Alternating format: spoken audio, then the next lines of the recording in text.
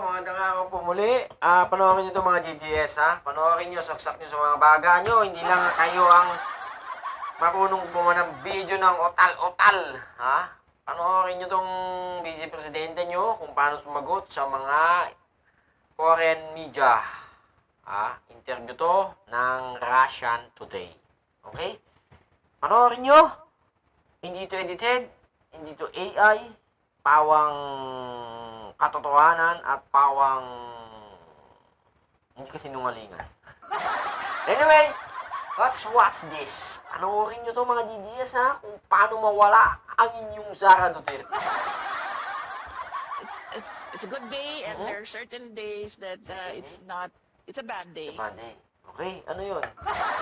It's a bad day, it's a good day, it's a all day long. Na, tangin mo. Alam mo yung mga DDS, yung mga Duterte, ang ano nila eh, no? Kumbaga, ang kasama ng mga ugali nila. Akala mo ang gaganda, akala mo ang papangit, akala mo ang katalino.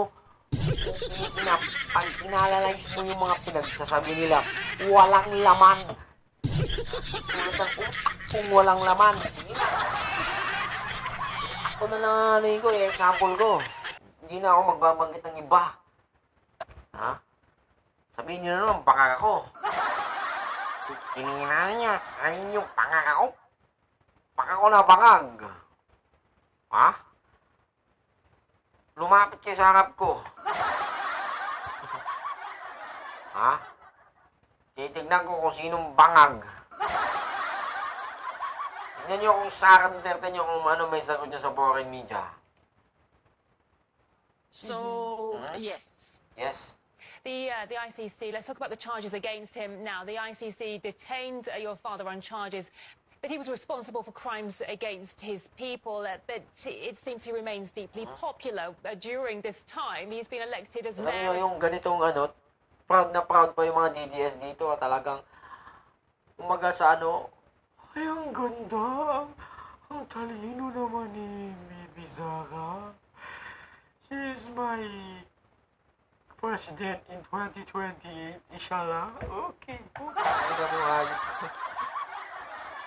The city of Davao. Iboboto So, namin doon clearly, sa some Philippines kakampihan niyo. Kampi na lang kayo sa mga Duterte para maayos ang buhay. Ulul, fuck you. Ano pa ako eh, kumbaga, yung buhay ko, gusto ko pang gumanda ang buhay ko eh. Putang ina. Mapapasama ang buhay ko pag sumama ako sa Duterte clan eh. Filipinos still support him. What does that say about the ICC? It's a good day, and there are certain days. Good day and Thursday. Ano lang comment, ha? Ha ha ha! Galing ang idol ng mga DDS. It's a good day, it's a 2-day, certain day, it's a bug. Okay na kita, hey, it's a beautiful day. Yari, kabibi, dugo, ilong mo dyan. Whatever happens, solid. BP, Sara 28 part, we support. Ito yung mga tangangan. Ito yung mga tangang, stupidong, bobong supporters. Ano lang yun, ang ganda lang. On behalf of the Filipino people, we apologize to the BP. So answer is embarrassing. If you understand what I'm saying, please understand he is just stupid. Kaya nga, ayaw umaten sa zona kasi baka interviewin siya ng tungkol sa zona. Lagi pa naman sinasabing siyang absent. Ayan ang inaalala ko kapag interview ng 4-round news yan, nagaling-galing. Ang haba ba ng tanong, di naman niya naiintindihan yan ba ang iboboto ninyo? It's just don't understand bakit she is Putang ina rin. Tapos siya nang magiging presidente ng gusto ng mga DDLs paano siya sasagot sa pagharap sa lahat ng mga presidente sa buong mundo. Hindi na lang kung anong gagawin niya eh. Siguro, ano siya, mag-chat GPT siya, man. Alam mo, John Pio, alam mo, may chat GPT na ngayon, doon siya kukuha. So daw, the girls dyan, kajay, buhahaha, kaya wag na kayong magtaka sa supporters niya, kaya silang bobo. Oo. Kung alimbawa, yung mga rally naman kasi na pinupuntahan ni Sara Duterte, mga kaibigan. puro mga tanga naman ho ng mga nandun. So, ang mga pinagbubulyaw niya doon is pang tanga.